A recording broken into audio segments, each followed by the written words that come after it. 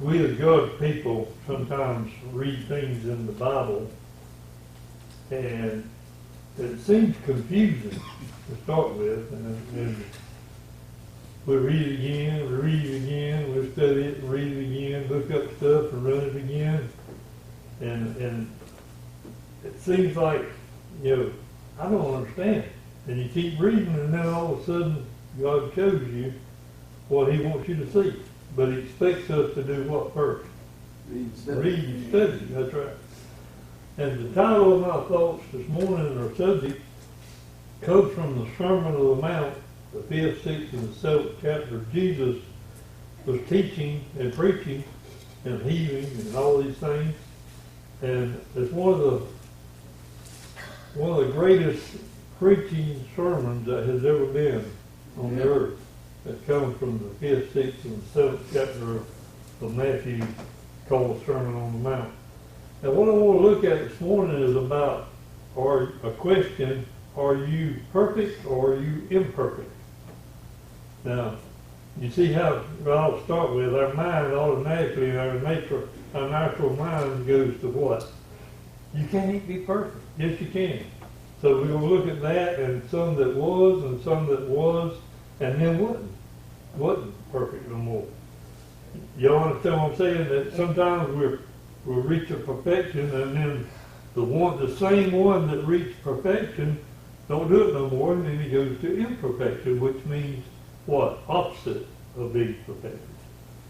You got it? All right, turn to Matthew chapter 5. David's a good, strong reader. We'll put him out there with his machine there. Start with Matthew 5, 43, and read through the end of the chapter, 48. That's 5 verses, I think it is. Ye have heard that it hath been said, Thou shalt love thy neighbor and hate thine enemy. But I say unto you, love your enemies, bless them that curse you, do good to them that hate you, and pray for them that despitefully use you and persecute you. That ye may be the children of your Father which is in heaven, for He maketh the sun to rise on the evil and on the good, and He sendeth rain on the just and on the unjust. For if ye love them which love ye, what reward have ye? Do not even the publicans the same? And if ye salute your brethren only, what do you more than others? Do not even the publicans so? Be ye therefore perfect, even as your Father which is in heaven is perfect. Okay, that says a mouthful out there, that last verse. Be perfect, even. What does it mean, even? Same as. Same as. Be perfect as your Father is in heaven. Well, what is the definition of perfect? I looked it up. It means teleos in Greek. And it means, it's got several meanings that you could you can pull each one of these sayings there, what perfect is, and just go with it and preach it for years. Perfect means to be, for one, flawless. That means without flaw. You have if you have a little string on your shirt and you pulled it, what would that do? It keeps coming out there, broke on it, and there's a flaw in it. There's something wrong with it. I say, so you pull it out and it'll unlearn with you, so you have to cut it off and stuff. So whatever you're trying to fix, it's going to get worse. Well, one of the meanings is flawless, complete, finished, made whole. All these are thoughts of what being perfect means, or flawless, or full age, or finished. Finished is one of them I want to look at. Was Jesus without sin? Yes. That alone is hard to comprehend, how Jesus came, God sent His only begotten Son to the earth, and He never sinned. Now, we sin, but why do we sin? Because of the sin of Adam, we all have fallen, we have all fell short, and we're sinners by nature. And this passage here is talking about the old law, and it's coming up into the new Testament era, and Christ is telling them, you need to love your enemies. What? That's, you know what you say, Lord? Well, I'm supposed to love my enemies? He says, love your enemies and bless them that persecute you. Have you ever been persecuted for Christ's sake? I know I have. Matter of fact, one time at the railroad, they were discussing scriptures, and I was reading these all kind of books and everything, trying to find the truth. And I was getting confused. I mean, but anyway, they were both good, godly people. I love the Lord. But I was reading things there that contrary to what I was hearing, and I was interested in it, and that's the way I wound up here. Because I believed more the way I was persuaded more. So, but being perfect, it can go either way. You got to be perfect, but Christ never sinned, did he? Did you sin? Yes. We're sinners. Romans 5:12, and all through there teaches that we're sinners, and there's none good. We all fall short. So there's a perfection that he's telling us to be, to love our enemies, and bless them that curse you and despitefully use you. Have you ever had anybody despitefully use you? They find out that they can get something out of you, and they're going to use you and use you and use you until you don't have what they want anymore, and then they'll find somebody else who despitefully use them. He's telling us this is wrong. If I went up there and slapped you side of the face, Brother Chris, what you going to do? What you're supposed to do? I'll probably turn the other cheek inside here down the parking lot. Might be different. I know our natural part of us would want to hit him back, but Jesus has said this is not, you can't be perfected if you hate somebody and you hit somebody that, I mean, they hit you and you want to hit them back, don't do it. That's being imperfect. We're not doing those things like that. Now Jesus, it clarifies in Jesus in 1 Peter 2:22, it says, this clarifies that he was not a sinner in any way. It says, who did no sin, neither was guile found in his mouth at all. John teaches this, and 1 John 3:5-9, and also John 1:10 it teaches, but it's saying that Jesus never sinned, but we do sin. But then again, he's telling us, if you're going to be perfect as your Father, that's what we're supposed to be doing. Well, what's going to make us perfect? How would you think, what's some things that make you perfect? You hit one of them while we go with it, dude. I don't mean to get into a lengthy definition, but I'll try to tell you how I see perfection. Okay. That's what we're here for. Over in Galatians chapter 5. Fruit of the Spirit. Works of the flesh and the fruit of the Spirit. Right. I'm going to get to that in a minute, Lord. And the fruit of the Spirit, 9 parts of the fruit of the Spirit. And at the end of that it says, against such there is no law. Now the law was made to show us our sin, tell us about sin. So I interpret that to mean if you do those 9 parts of the fruit of the Spirit, then you're not sinning, because there's no sin in those things. If you put away the works of the flesh and let the Spirit manifest in you and do the 9 parts, then you're sinless. And if you're sinless, you are perfect. Yeah. But you're still a sinner. You're still a sinner. That's what I was... You committed sin. Brother Philip and I were talking about this yesterday, and I don't know if I explained it the way he was saying it, but it makes sense. I was going to get to the fruit of 9 parts of the fruit of the Spirit. The very first one is love. And that's what he talked about in Matthew 5:43-48.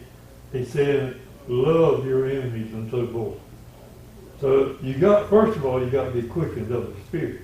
That's right. You got to be born again, regenerated, rejuvenated, and all these things.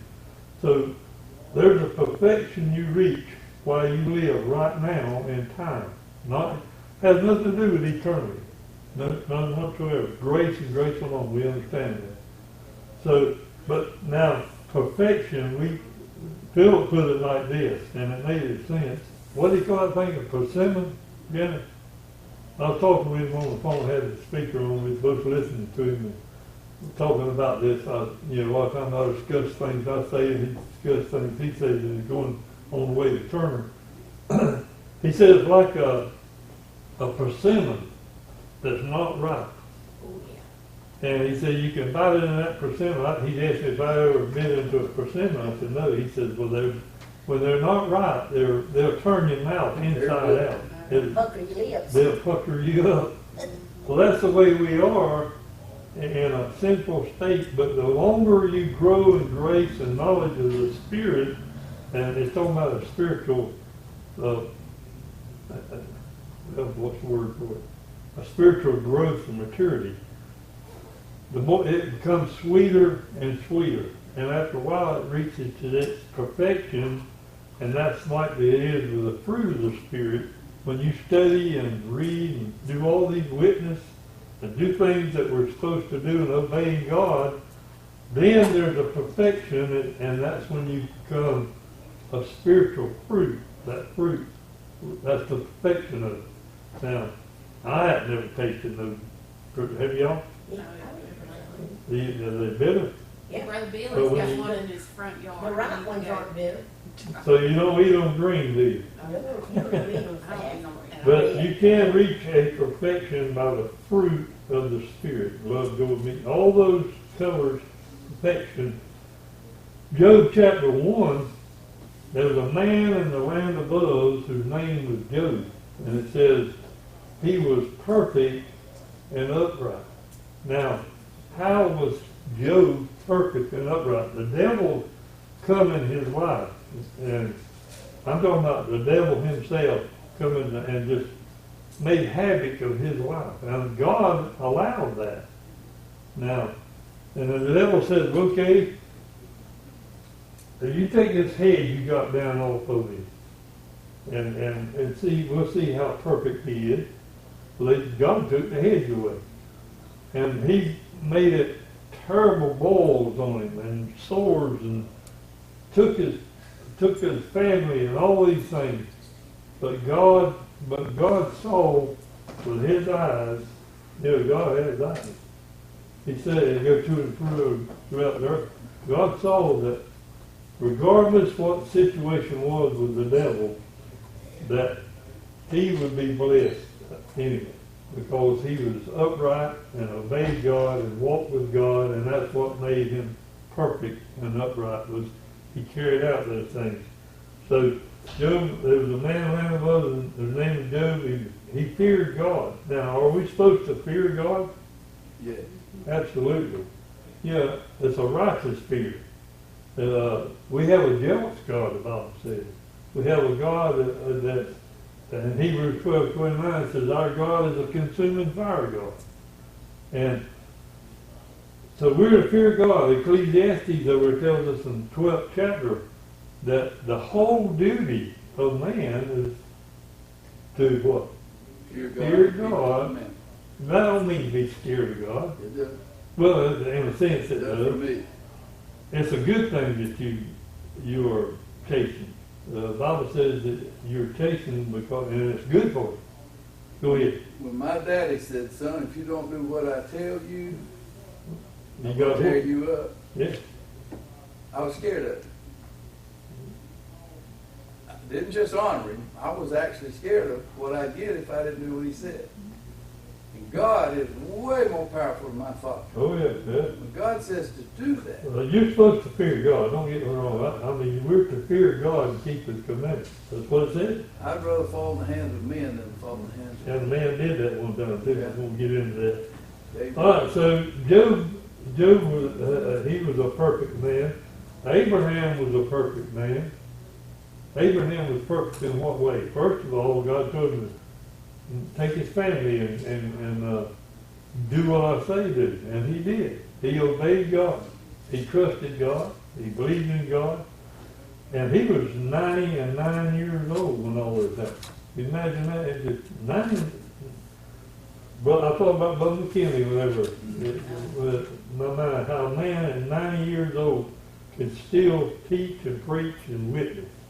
But Brother McKinney's doing it, made up some kind of disc about about it. But he was like Abraham. He's up in age. Well, Abraham was up in age. That don't mean you quit because you're up in age. That's what it says. One of the definitions that you're full age. That's what imperfection becomes full age. Full age is as long as you live here on this earth, you can be serving God with all your heart, soul, and mind. But Abraham, Hebrews 11:8 teaches that it says, by faith, Abraham, when he was called out to the place which he should have to receive for an inheritance, obeyed and went out knowing not where he was going to go. He didn't even have any idea where he was going, did he? But he was a faithful man, and he was a perfect man. Now you got Abraham was perfect, Job was perfect, Jesus was sinless and perfect. He tells us to be ye perfect. Now, what about imperfection? What do I mean by imperfection? Opposite of what? Perfection, isn't it? Solomon was both. If you go to Kings, 1 Kings chapter 3, let's look at Solomon the way he was. And first, did I say 1 Kings chapter 3? Mm-hmm.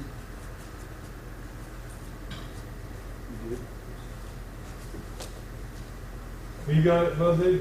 I do. All right, start with the third verse, 3:3. Let's think about perfect and imperfect. If Solomon loved the Lord, walking in the statutes of David his father, only he sacrificed and burnt incense in high places. And the king went to Gibeon to sacrifice there. Well, that was the great high place. 1,000 burnt offerings did Solomon offer upon the altar. In Gibeon, the Lord appeared to Solomon in a dream by night, and God said, ask what I shall give thee.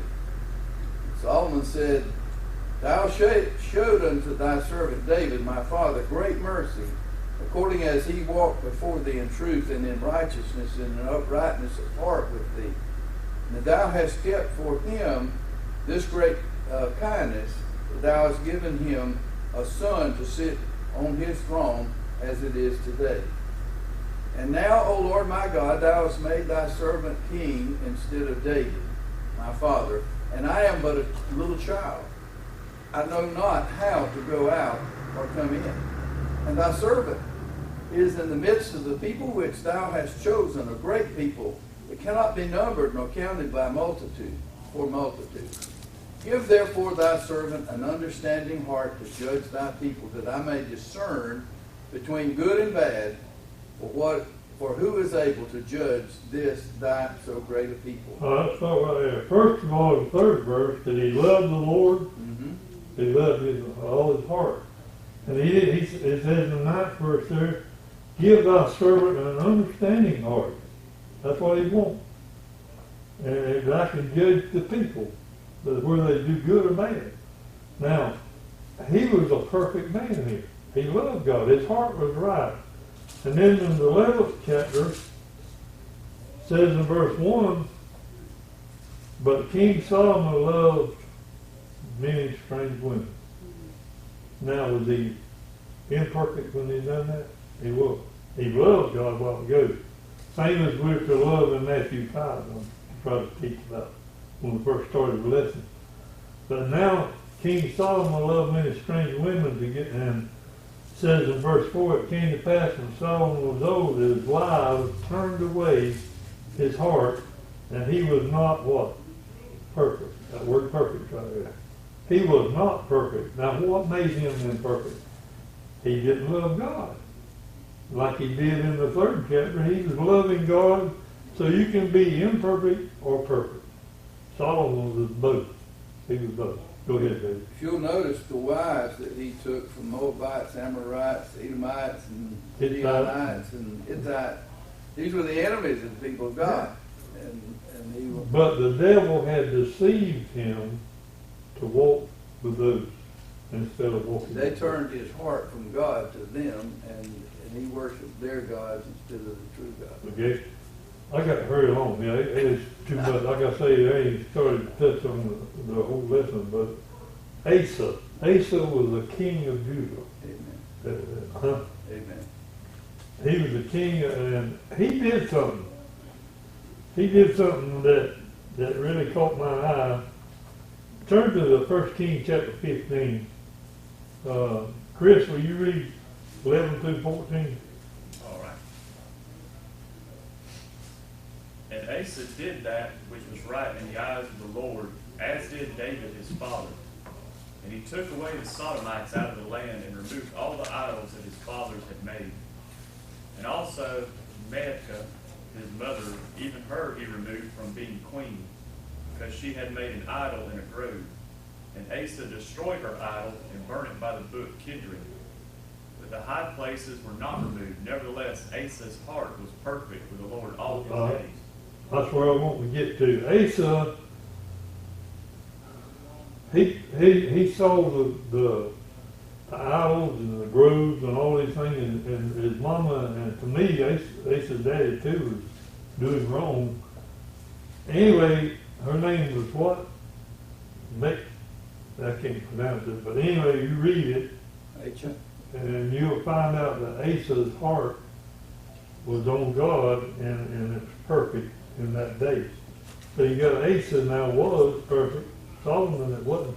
I'm not going to go to the rich young ruler because I ain't got time, but go home and study Matthew 19, 16 through there, and you'll find out that the rich young ruler was imperfect, because the Lord said, if thou be perfect, you go sell what you got, you give to the poor, and follow me. That's all he had to do. 3 things.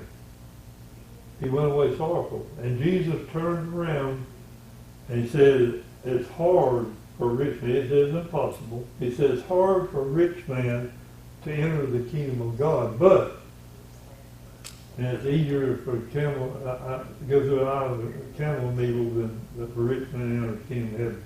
So we can reach a perfection now and have a heaven on earth, which is called the kingdom of God or the kingdom of heaven. And I'll just read you one verse on that. It's called land here. In Proverbs 2:21 it says, for the upright shall dwell in the land. What is that land? The kingdom. And the perfect shall remain in it. You can reach a perfection and you can be in the land, which is the kingdom, as long as you're doing what you're upright. But if you fall away like Solomon did, you become imperfect. I hope that makes sense. But there's a lot of, I got a whole page full. I'm just going to quit right there. But I beg you to read upon. I got to tell you this one here. I mentioned about the eyes of the Lord. Sometimes we just appear on the outside to be holier than thou. And we look good, go to church, we pay our tithes, we visit, we do good, we even study. But it's not in the heart. And listen to what it says about God's eyes right there. It says in 2 Chronicles 16:9, for the eyes of the Lord run to and fro throughout the whole earth. Where's his eyes? Everywhere. To show himself strong in the behalf of those whose heart is perfect toward him. If your heart is toward him, he sees that. If you're putting on a show, he sees that. If you're a hypocrite, he sees that. So just think about it. The eyes of the Lord is right there. And I got one more I got to go with. Turn to Colossians 4:12. One of them was we're to stand against evil, and one of the definitions to being perfect is right here, and he tells us what we need to do. Colossians 4:12. David, read that real loud. And it's talking about faith.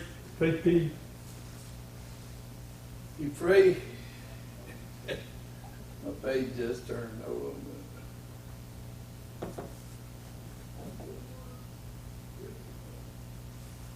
Chapter 4 or 3? 4:12. Epiphras, who is one of you, a servant of Christ, saluted you, always laboring fervently for you in prayers, that ye may stand perfect and complete in all the will of God. That's one of the definitions of flawless would be complete. Remember I said that earlier? Here he's telling us to stand perfect. What does it mean to stand perfect? Once you ascertain that perfection, stand there. We're to stand fast, it teaches about in many places. And in the 6th chapter of Ephesians, it says us to stand still and see salvation. So all this is telling us in this scripture here that this man of God was praying for them, and that he told them that they need to stand perfect and complete in the will of God. That's that bottom line. That's what we need to be doing. We need to be doing like the faith team, praying for others, praying and tell the others to stand perfect and be complete, it says, and do the will of the Father. And then we'll reach that height of perfection. Be therefore perfect, even as your Father in heaven. Brother Chris, are you dismissed?